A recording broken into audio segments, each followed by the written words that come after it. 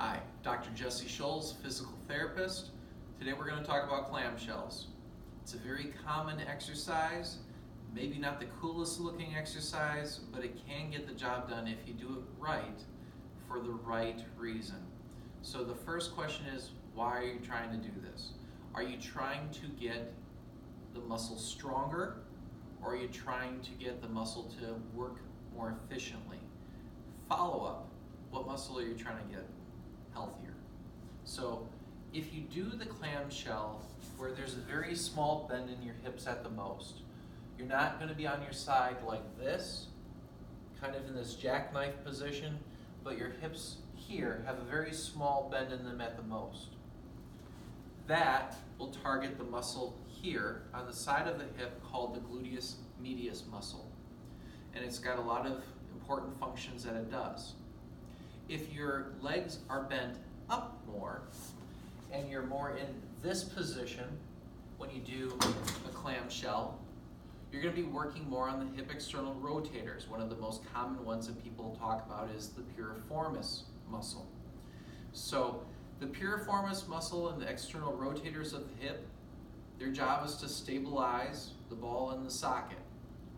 This muscle on the side of the hip, the gluteus medius, does that as well, and it compresses the hip, and it also helps to move your body on the hip or move your hip on your body. So depending upon which one has been identified as your problem by your therapist, trainer, coach, doctor,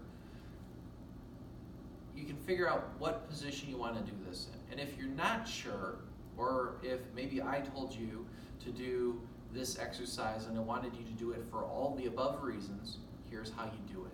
So you're going to lie on your side, and you're going to start with that small bend in your hips. You're going to keep your feet together. Make sure your body does not roll back. It changes how you use these muscles. So you want to stay on your side or roll forward more if possible. You're going to keep your feet together, lift your top knee up. If your muscles are really weak, you might not get more of a lift than this. But if your muscles are functioning well, you might be able to get a pretty healthy lift up. And what you're going to do is you're going to do somewhere between 10 and 20.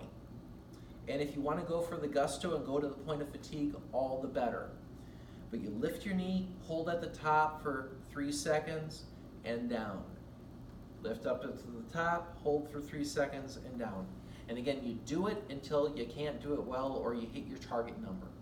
After you're done with that, now what we're going to do is we're going to bend the knees up, so we're at about a 45-degree bend at the hips. And you're going to do the same thing. Keep your feet together, lift your top knee up, hold for 3 seconds, and down.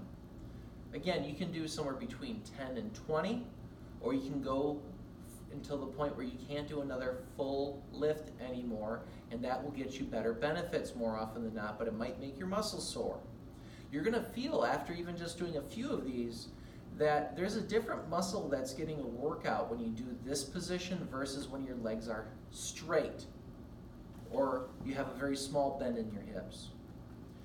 But with this one, because the muscles function differently and they're stabilizing muscles, after you do your last one that you can do or want to do, you'll hold that knee up.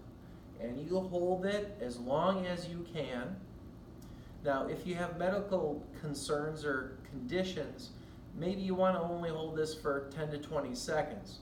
But if you're a young athlete and you're healthy, holding this for a minute or longer can sometimes really help get these deep muscles working better, to function better, to support you, to help with alignment, to help with making sure that you can stabilize the hip joint properly, so then you can use your glutes and your thigh muscles to move more weight if you're lifting weights, to push off if you're running, or even to go ahead and jump higher or land better. But this is a clamshell exercise. You might have one side that's very weak and the other side might be fine. Both sides might not be good.